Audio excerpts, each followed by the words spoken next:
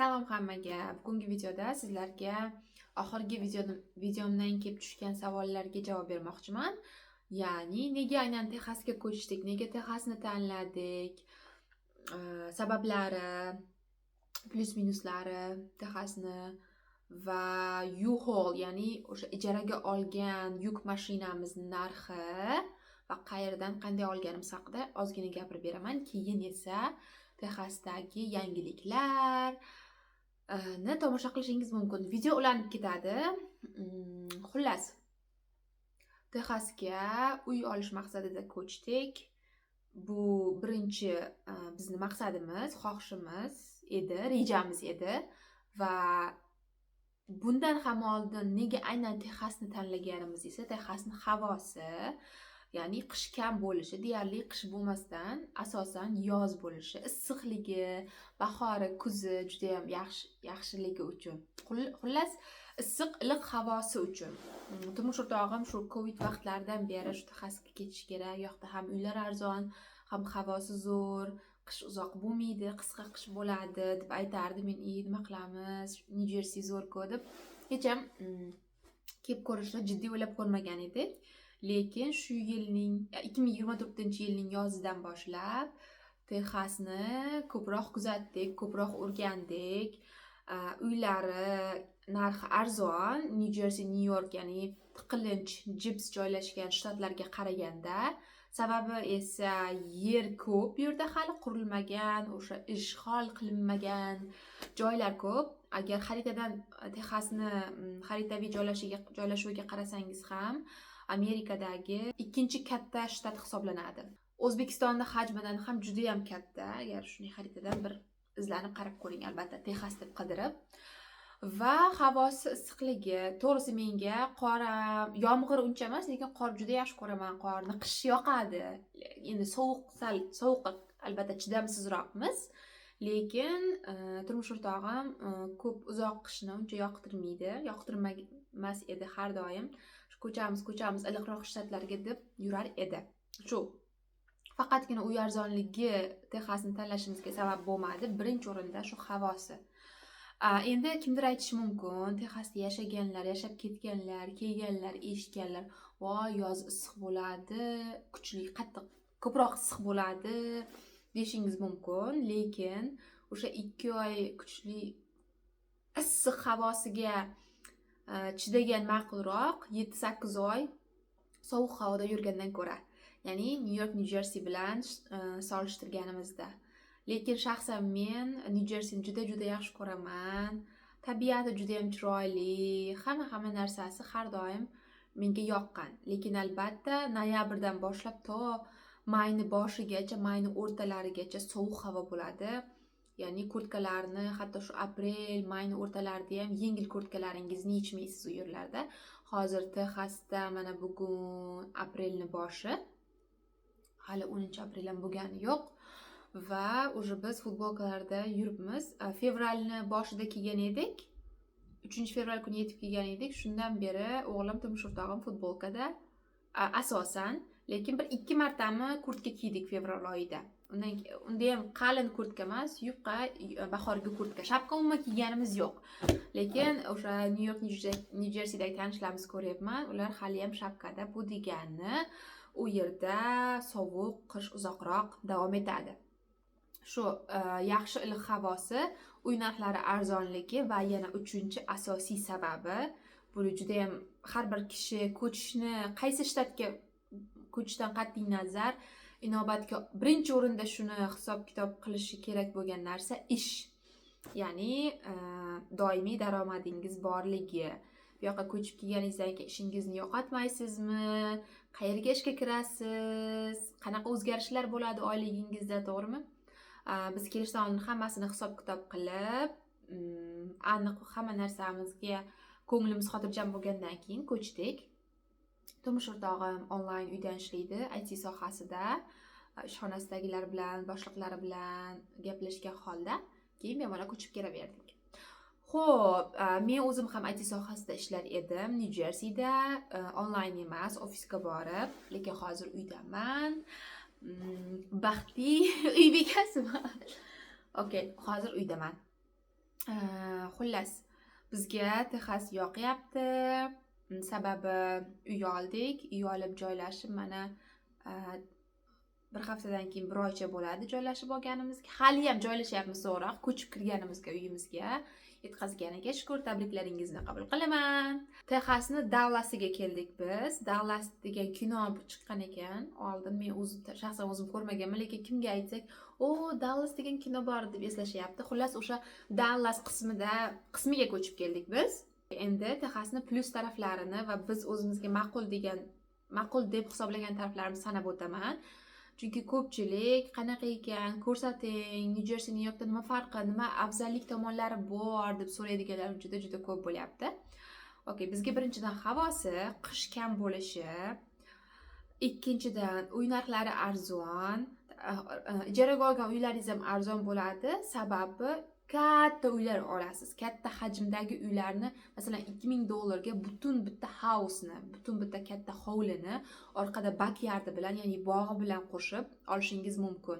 New York, New Jerseyda esa buni orzu ham qilib o'tirmaysiz. $2000 bir yaxshi hamma narsaga chiqib sentralniy joyda $2000 hovlisi bor ijara uylar yo'q, deyarli yo'q. Xo'p, uchinchi yana sababi, uydan tashqari yo'llari juda ham keng, katta, mashinani maza qilib bemalol haydaysiz va rosa zo'r yo'llar. To'rtinchi sababi, to'rtinchi afzalligi, plyus tomonlaridan biri, mahsulotlari organik va arzonroq, chunki o'sha quyosh ko'p bo'lganiga, odamlarning o'zlarini bog'lari bo'lganiga, yer katta bo'lganiga, shuni hisobiga organik narsalar ko'proq va arzon. Endi albatta oylikka nisbatan, chunki New Jerseyda eng kam ish haqqi adashmasam $12-14 edi. Hozir aniq bilmayman. Bu yerda Texasda $7.25. Eng kam 1 soatlik ish haqqi. Shun bilan ham endi nima uchun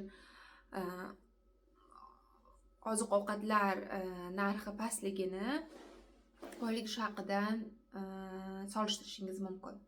Xullas shunaqa, tayinli ishingiz bo'lsa, iliq havoni yoqtirsangiz yoki bu yerga kelib tezroq ish topib joylashishga ko'zingiz yetsa yoki tanishlaringiz bo'lsa, Texas eng zo'r tanlovlardan biri. Biz tanishlarimiz bor bu yerda. Ular ham 1-2 yil oldin ko'chib kelishgandi. Bittasi Koloradodan, bittasi New Yorkdan ko'chgan va yana qolgan tanishlarim o'z oldindan Texasda yashaydiganlar. Shunaqa. Videolarim davomida endi Texasni tomosha qilasizlar. Har doim ko'rsatib, aytib borishga harakat qilaman. Lekin hadeb tez-tez video chiqmaydi menimcha. O'zi doimo bunaqa tez-tez video qo'ymaganman.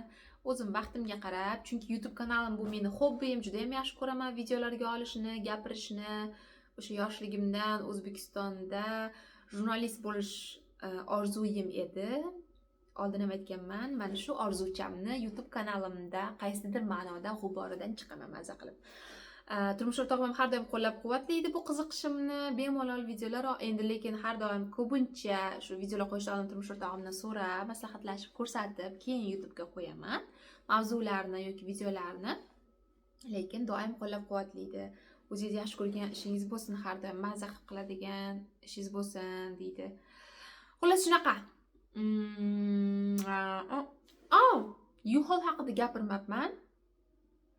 Demak, biz ijaraga olgan yuk mashinasini New Jerseydan Texasga keladigan U-Haul kompaniyasi bu ko'chadigan odamlarga ijaraga yuk mashinalar beradi. Har xil hajmdagi, kichkinaginasi ham bor, kattasi ham bor. Biz 20 feetlikni tanladik, ya'ni 3 bedroomga, 3 ta yotoqxonaga joylashgan yuk mashinasini oldik. 15 feetlikmi edi? Yo'q, 15 feetligini olibmiz, kechirasizlar. 15 feetligini oldik. 2 bedroomga, 2 ta yotoqxonaga joylashgan 15 feetlik yuk mashinasi oldik rentga. Uni masalan 15 feet, 20 feet kattaligiga qarab emas, yurgan kilometringizga qarab, masalan New Jerseydan Texasgacha 23 soat yo'l. Biz 3 kunda bosib keldik 23 soatni. Albatta yo'lda to'xtab dam olib, shu bosgan masofangizga qarab pul narxi. uni narxi o'zgaradi. Bizga yuk mashinasini o'zi 3000 ga yaqin, $3000 yaqin bo'lib tushdi. Umuman yo'lda gaz, baz, yotoqxonalarda, mehmonxonalarda turish, ovqatlanishlar bilan birgalikda 4000 ga yaqin xarajat qildik. Demoqchi bo'lganim, ko'chish ham oson emas, ayniqsa bunaqa ko'p narsa bilan. Keyin Amerikada doimiy ko'chib yuradiganlar bo'ladi. Ularning ishiga qarab yoki qanaqadir boshqa qiziqishlariga qarab har xil shtatlarda yashab chiqadiganlar bo'ladi. Ular juda ham kichkina hajmdagi narsalar bilan ko'chadi. Endi biz unaqa ko'p uzoq shtatdan shtatga ko'p ko'chmaganmiz. Birinchi marta ko'chib kelishimiz. Xudoga shukr, uddaladik buni, eson-omon yetib keldik. U-Haul'ni Google xaritaga yozib ko'rsangiz, uyingizga yaqin bo'lgan lokatsiyalar sizga chiqadi. Kamida 1 oy oldin, agar uzoq shtatga ko'chayotgan bo'lsangiz, kamida 1 oy oldin band qilishingiz kerak bo'ladi sizga kerak bo'lgan kerakli hajmdagi yuk mashinasini. Bo'lmasam uzoq joyga ko'pincha bo'lmay qolishligi mumkin. Shuning uchun yaqin kunni, 1 hafta, 2 haftani kutmang. Har xil YouTube'da videolar ko'rib chiqdik. Chunki unaqa katta yuk mashinada oldin yurmaganmiz. Qanaqa haydash kerak, nima qilish kerak, qanaqa tekshirib olish kerak, qayerdan olish kerak, hammasini YouTube'dan ko'rdik. Shunaqa sizlar ham izlanib, qarab, mana meni videoyim sizlarga bitta yordam bo'lishi mumkin. Xullas shu. O'ylaymanki, savollaringizga javob berdim. Endi videoni davomida bizni uy olish jarayonimizni ozgina ko'rsatganman. Ko'p video olishga to'g'risi xohishim ham bo'lmadi, imkonim ham bo'lmadi, chunki u yerda o'zimizni uyimizni tanlayotgan edik. Men esa deb telefon ko'tarib yurish menga noqulay ham bo'ldi, xohlamadim ham. Lekin ozgina olganman, ko'ringizlar va yana har qanday savollaringiz bo'lsa yozib qoldiringizlar yoki javob beraman yoki mana shunday video qilib videolarim davomida chiqaraman. Hammaga xayr. Bye bye. Amir yostiqcham qarangizlar, chiroyli. O'zbekistondan olib kelganman. Endi mana bu o'zimizni uyimizni chiroyli divanni bezatib turibdi. Biz yana yo'lga chiqdik. Bugun dushanba, 17-fevral. Amerikada maktab, ko'p ishxonalar va maktablar yopiq. Prezident kuni bo'lgani uchun. Biz esa yana uy ko'rgani chiqdik. Bugun 6 ta uyni ko'rish belgilagandik, lekin 5 tasi bizani 5 ta uy ochiq ekan ko'rishga. 5 tasiga boramiz. Hozir 36 minutda birinchi manzilimizga, birinchi uyga yetib boramiz. Xo'jayinim esa hozir Amerika pochtaga kirib ketdi. Kichkinagina pochta binachasi ekan. Bizga bitta xat kelgandi eski uyimizni egasidan. Shuni olmoqchimiz. Keyin yo'lga chiqamiz. Havo yaxshi. Issiq emas, lekin ochiq, quyoshli. Bu degani uylarni yaxshi ko'ramiz, chunki ochiq havoda uyga quyosh qanaqa tushishini ham yaxshi ko'rsa bo'ladi. U kuni 2 kun oldin shanba kuni chiqqandik, birinchi marta uy ko'rishga. U kuni yomg'ir edi, bulut va yomg'ir edi. Shuning uchun masalan o'sha olmoqchi bo'lgan uyingizga qanaqa nur tushishi ham yaxshi ko'rinmadi-da, uylarga qorong'i ko'rindi ko'p uylar. Bulut bo'lganiga. Bugun perfect day. Maxsus ajoyib kun xonalarni, uylarni ko'rishga. Harakat qilaman ozgina video olib sizlarga ham ko'rsatishga. Biza ko'radigan uylarni. Nasib bo'lsa, xudo xolisa, Allohim xayrli, barakali, yaxshi uylarni taqdirimizga yozgan bo'lsin.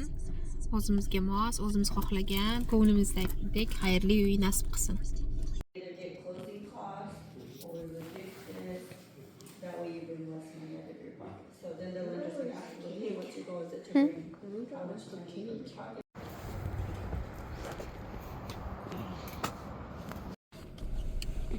Bu 5-uymi dediniz?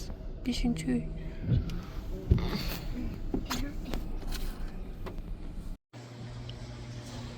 Biz birinchi uyda shunaqa ko'rinishda. Yo'qmi emas? Shumidi? Yo'q. Xuddi qo'yib bor ekan. Ko'p ekan shunga uylar. Shunaqa asal, chiroyli mahalla ekan.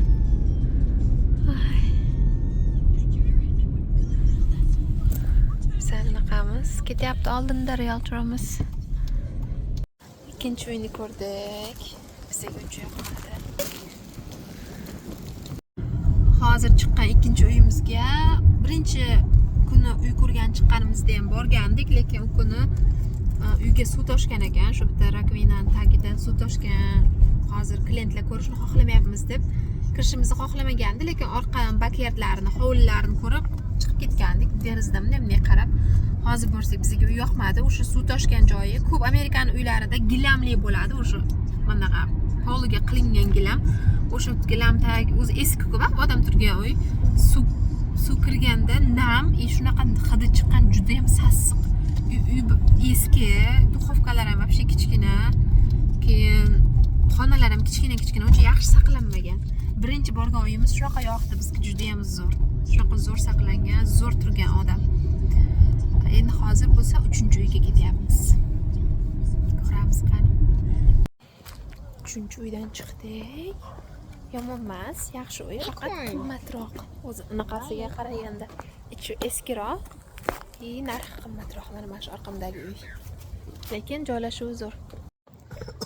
6-uyimiz shekilli, 6ta uyda ham ko'rdik. Mana orqamdagi. Endi yana bitta uyga boramiz. Bu 6-uyimiz. Bu ham rosa ham yoqdi. Bunga birinchi marta keldik, ikkinchi marta. Uylarni ko'rib bo'ldik. Bizda o'tgan safar chiqqanimizda 2ta favorite uy, yo'q, bir 9 ta uy ko'rgandik, lekin 2ta eng zo'r yoqqani chiquvdi orasida. O'sha 2ta uydan bittasi qoldi hozir. Bitta o'tgan safar ko'rgan uyimiz va bugun yana 2ta yangi favorite bizga eng yoqqan uylar. Jami 3 ta hozir uy bizning ro'yxatimizda. Realtorimiz bilan birga ishlayapmiz albatta. 3 ta uy hozir bizga yoqib turibdi. Endi bu yog'i savdolashish, dokument ishlari, shunaqa narsalar bilan qarab ko'rib, u taraf, bu taraf oson emas. Jarayonlar ketyapti, ko'ramiz. Lekin orada baribir yana marketga shu sotuvga uylar qo'yilsa, payshanba va juma kunlari yangi uylar chiqadi. Shu hafta tugashi oldida yana ko'rib qarab turinglar dedi. Bu realtorimiz o'zi, bu qiz ham tashab turibdi bizga. Biz ham o'zimiz har xil programmalardan qarab turibmiz uylarga. Qiziq, zo'r jarayon. Odam yashab turgan uydan ko'ra o'sha bo'shatilib chiqib ketgan uylarni ko'rish priyatniy bo'lyapti. Chunki baribir bilasizlar, odam yashagandan keyin hidi bo'ladi. Bemalol qanaqadir unday bemalol ko'rmaysizda. Ham Amerikada shunaqa odat bor, oyoq bilan kirib ketaverasiz uyga. Ba'zi uylar qo'yibdi, bunaqa oyoqqa kiyadigan narsa bo'ladi-ku, otini bilmayman. Balin tilida ishlatishadi. Shunaqa narsalar qo'yibdi. Bir ikkita uyga shunaqa kiyib kirdik.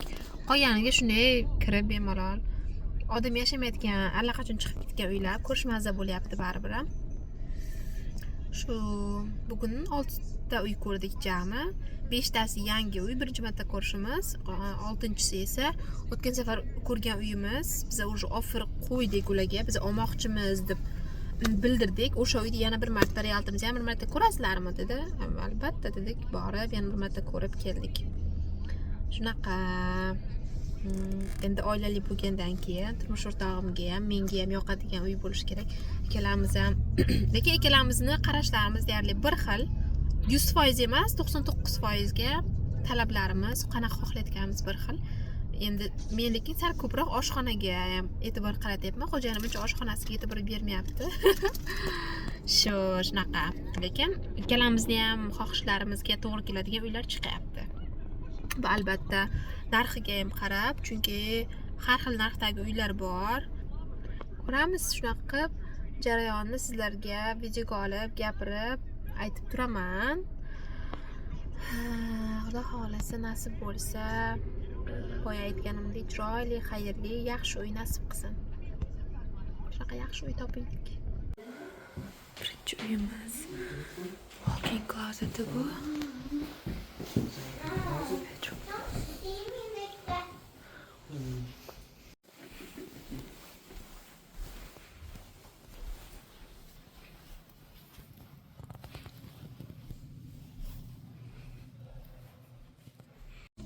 Salom hammaga. House hunting, ya'ni uy sotib olish jarayonining 3-kuni, 3-martasi, 3-kun chiqishimiz. Bugun payshanba, payshanba soat 5 bo'ldi. 4:30da chiqdik. Birinchi uyimizni ko'rdik. Bizga yoqqan uylarga offer qo'yamiz, ya'ni olmoqchimiz deb dokumentimizni taklif qilamiz. Xullas, 4ta uyga qo'ydik hozircha. Bittasidan olib tashladik, yoqmadi. Qaytarib oldik. 3ta uyga qo'yib ko'rdik. Bittasi sotilib ketdi. Shunda bizda 2ta offerimiz turibdi, 2ta uyda hali ham. Shu ikkitadan bittasi beramiz sizlarga, uyni sotamiz deyishdi va o'sha uyni hozir kirib, qayta tekshirib, yana qarab ko'rdik. Lekin undan ham tashqari yana 7ta, 8ta uy ko'rishga, borishga anaqa rejalashtirganmiz, uchrashuv olganmiz. Hozir realtorimiz bilan birgalikda ketyapmiz.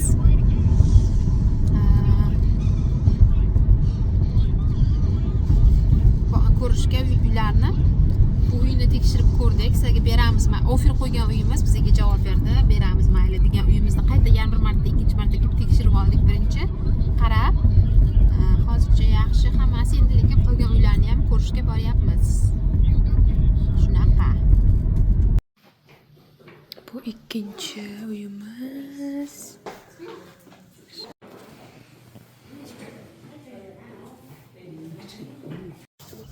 Orqadagi uy edi. Kirgan uyimiz mana ko'rinishi. Lekin kichkina ekan. Ko'rinishdan katta uy. Ichga kirsangiz yugurib yuradigan uy emas. Mana shu uy edi. Biz kirgan uyimiz. Ko'rinishi yaxshi, lekin sal sovuqroq qanaqadir. Mana shu ikkinchi uyning mahallasi. Biz ko'proq nimalarga e'tibor beryapmiz? Daraxt ko'proq, ko'chalarga, mahallalarga e'tibor beryapmiz, chunki biz tabiat juda ham yaxshi ko'ramiz. Daraxt bo'lsa, ko'proq yashilroq bo'lsa deyapmiz. Shunaqa. Endi 3-uyga qarab ketyapmiz. 3-mi, 4-uyga keldik. 3-si? 4-uymi? 4-uyga kelishimiz. Pul bor ekan, mana atroflarni hali to'g'rilayapti. Shunaqa yoqdi mana shu uy. Zo'r uy ekan. Tarafim zo'r ko'rinar ekan. Bas qarang.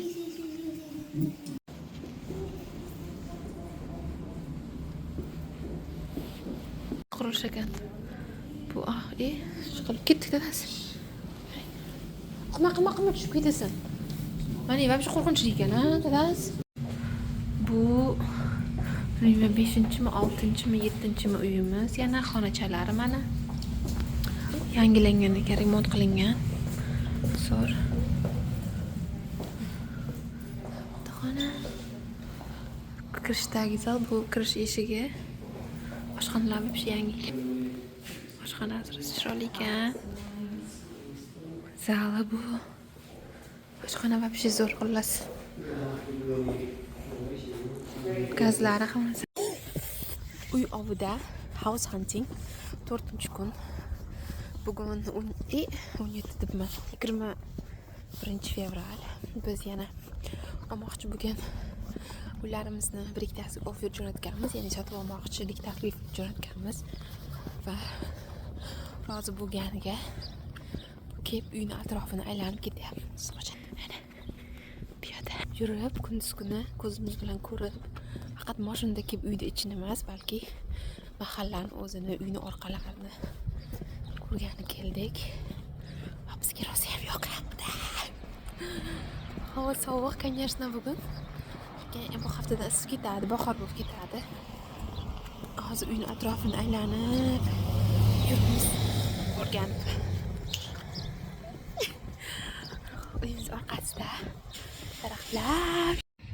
Bugun 25 fevral va biz tanlagan uyimizni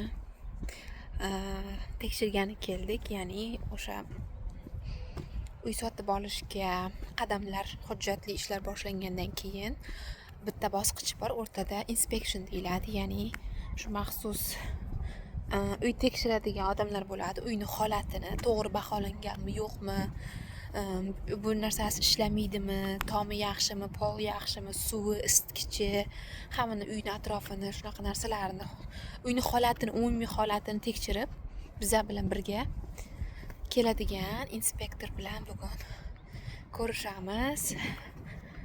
15 minutdan keyin soat 5 ga kelishganmiz va biz yarim soat oldin keldik. Men mana uyning orqasida aylanib yuribman. Ota bola esa mana shu uyga qarashli bolalar playgroundda, bolalar o'yingohida o'ynashyapti. Havo shunaqa issiq, men qalin kiyinib chiqibman.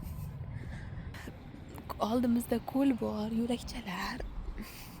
Men bu yerda kuchuk bor ekan, men bu yoqdan yura qolaman shuning uchun.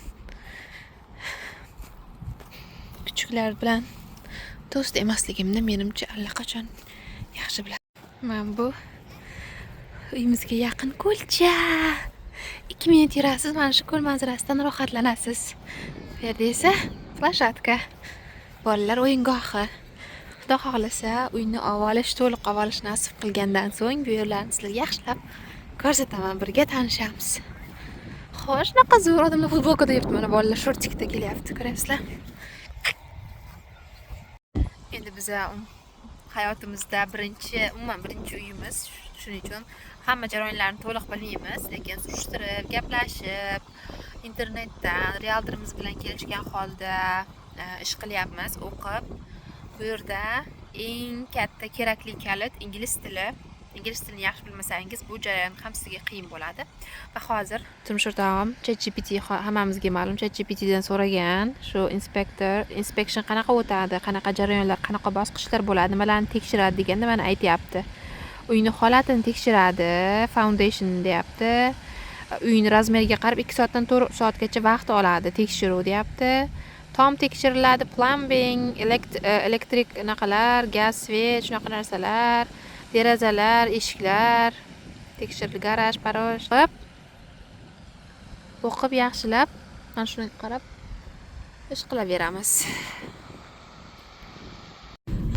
Bugun 26 fevral va biz yana uy masalasi bo'yicha ko'chaga chiqdik ertalabdan. Umidjonni maktabga olib ketgani ketyapmiz mana. Maktab avtobuslari bolalarni olib kelyapti. Bu yerda odamlar turadi, qarab ertalab, chunki piyoda keladigan bolalar bor. Mana bu esa maktab. Texasning ko'chalarini sizlarga ko'rsatay deb ketayotgandim. Bu yangi shaharcha, shuning uchun e'tibor bersangizlar, daraxtlar kichkina hali. Yangi qurilgan shahar, maktab ham yangi hali. Bu yerda shunaqa mashinada tashlab qo'yar ekanmiz, chunki joy katta. Shuni o'zlari olib qolishadi, o'qituvchilar, eshiklar. Mana bu yerda navbatga turib, qator mashinalar bitta bolalarni tashab ketaveradi. Mana bo'lsa Texasning uylari sizlarga. Yana. Unjon tushyapti, eshik ochib berishyapti. Thank you. Bye. Have a good one. Thank you. Ketdi meni bolacham. Ofisning ichini qaraysizlar. Katta ofis ekan, shu bino, shuning ichidan bitta xonani rentga olganda biza kelgan. Joy uy masalasi bo'yicha hozir bir nimalar berdik, bir nimalarni berishdi bizga kopiya qilib. Xullas, ishimiz bitdi. Endi yana uyga qarab bir kamida 1 soat ham. Bu yoqdan please king. Bugun 6 nima edi? 6 mart. Yo'q, 7 mart. Bugun 7 mart. Biz xo'jayinim bilan yana uchamiz tekshirgan keldik. Shunaqa chiroyli yerda o'rdaklar uchishib yuribdi, qaraysizlar. Qushlar ovozini qaraysizlar. Eshitilyaptimi? Shunday chiroyli. Bugun o'sha kun. Bugun uyimizni qo'limizga olyapmiz. Bugun uyimizni kalitini oladigan kunimiz. Juda ham xursandmiz, hayajondamiz. Nima deydi? Mamnuniyat, shukr. Xullas, har xil hissiyotlar. Umidjonga hozir aytdik, rosa ham xursand bo'lib ketdim. Umidjon shunday ko'zchalar yoshlandi. Endi soatda o'tiribmiz, realtorimizni kutib, biz 15 minut oldin keldik. Chunki kalitni olishdan oldin, hamma dokumentlarga qo'l qo'yishdan oldin uyni shu bir marta yaxshilab tekshirib qabul qilib olamiz. Chunki undan oldin ham уже 3-4 marta keldik. Lekin o'sha uyni ko'rib ketganlardagidek turibdimi, yo'qmi, hamma narsasi ishlayaptimi, aniqlashtirib, make sure bo'lib, keyin borib dokumentlarni nomimizga o'tkazamiz, xudo xolasa. Bugun o'sha kun. Ingliz tilida closing day deydi va final walk through deydi. Ya'ni oxirgi marta kirib, yurib, tekshirib chiqish. O'sha final walk throughga keldik hozir. Mashina ichida o'tiribmiz, xo'janim chiqib atroflarni kuzatyapti. Shunaqa. Hammaga nasib qilsin, mana shunaqa kunlar, ilohim. Ichamizni tekshirib ko'ryapmiz.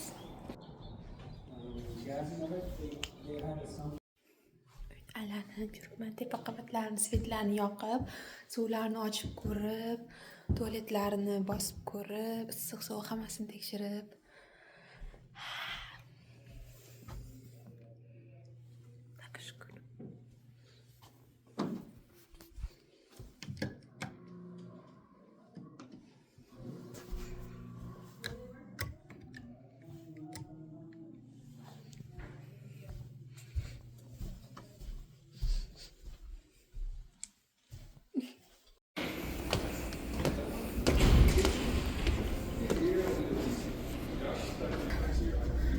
Dokumentlarni imzolagan keldik. Oxirgi jarayon nihoyat. Nega tushdi? Bilan olib. Ishlar bitti. Endi ketyapmiz. Xo'sh, bugun o'sha kun. Yana ko'chyapmiz. Bu safar kattaroq yuk mashinasi bilan. Bu safar New Jerseydan Texasga 15 fitlikda keluvdik. Endi Texasdan Texasga bir shahardan ikkinchi shaharga 20 fitlik oldik, chunki bir ikkita kattaroq narsalar olganmiz. Matraslar, masalan, shuning uchun sig'may qolmasa, hammasi bittada ketsin deb. Ho'janim sal kattaroqdan olib kelibdi. Endi mana bu ko'rinishni bo'shatyapmiz bu yerga. Charchamangda jonsi. Xudo kuch-quvvat berganiga shukr. Ertalabdan beri patir yig'ishtirib yotibmiz. Hali ham unday joylashib ketmadik. Bu uyga 1,5 oy turdik. Baribir ham endi ro'zg'or deganidek joylashtiryapmiz narsalarni. Ichi mana shunaqa ko'rinishda. O'tgan safargi videomda menimcha ichini pustoy ko'rsatmaganman. Mana.